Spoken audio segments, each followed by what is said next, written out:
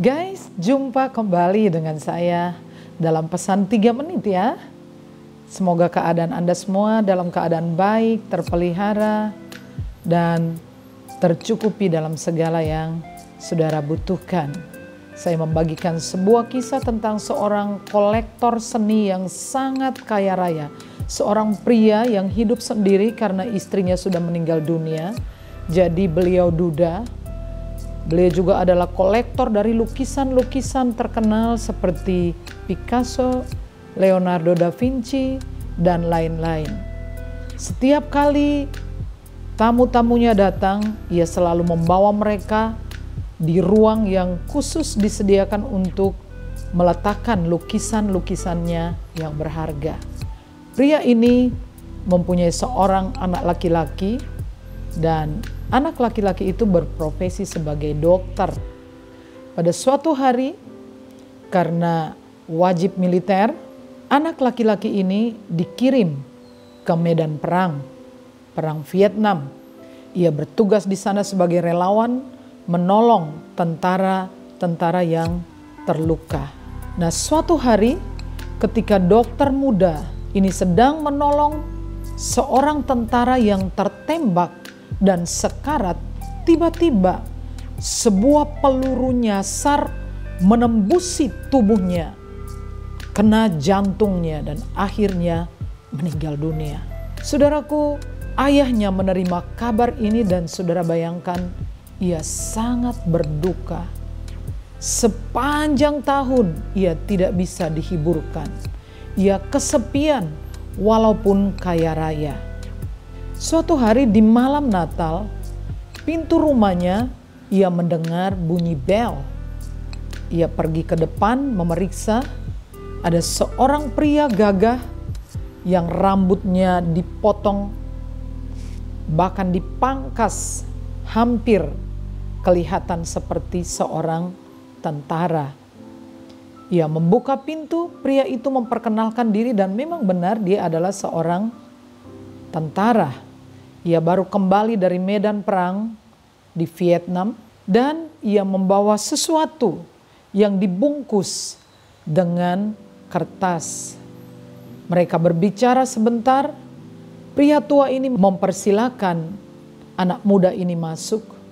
Mereka berbincang-bincang dan ternyata pria muda ini adalah tentara yang mengaku bahwa dia nyawanya diselamatkan oleh dokter yang kena peluru nyasar tadi, yang tidak lain adalah anak laki-laki dari pria tua yang kaya raya ini. Mereka menghabiskan malam Natal dengan minum teh dan menikmati hidangan Natal. Lalu pria itu sebelum berpamitan ia menyerahkan oleh-oleh atau hadiah yang tidak lain adalah potret diri dari dokter muda tersebut yang dilukis oleh tentara ini dalam kondisi yang tidak sempurna karena memang dia bukan pelukis. Saudaraku, lukisan ini ditaruh oleh pria tua ini di antara lukisan-lukisan terkenal. Singkat cerita, pria tua ini meninggal dunia dan kemudian pengacaranya mengundang banyak orang untuk melelang lukisan-lukisan dari pria tua ini. Para kolektor berkumpul karena mereka tahu mereka akan melihat lukisan-lukisan yang hebat. Lalu juru lelang berdiri dan dia kemudian mengambil sebuah lukisan yaitu potret diri sang anak dan ditawarkan $10. Tidak ada yang bergeming. Hadirin mulai gelisah dan mereka katakan, cepat tunjukkan lagi koleksi yang lain. Mereka mulai tidak sabar. Namun juru lelang tetap saja bertahan. $10. Tidak ada yang menawar. $10 satu kali, $10 dua kali, $10 tiga kali. Akhirnya jatuh kepada seorang pria tua. Dan pria itu ternyata tukang kebun dari orang kaya tadi. Nah, sebelum lelang dilanjutkan, pengacara dipanggil kemudian dibacalah yaitu surat wasiat. Isi surat wasiat itu berkata, barang siapa mendapatkan membeli lukisan potret diri sang anak, maka ia berhak atas semua kekayaan dari orang yang meninggal dunia itu. Semua lukisan. Luar biasa bukan? Orang tidak mengira. Saudaraku, sama ketika saya berbicara tentang Yesus, orang berpikir, "Allah, buat apa?" Tetapi tahukah saudara, saudara memiliki Yesus, saudara memiliki segala sesuatu di surga dan di bumi.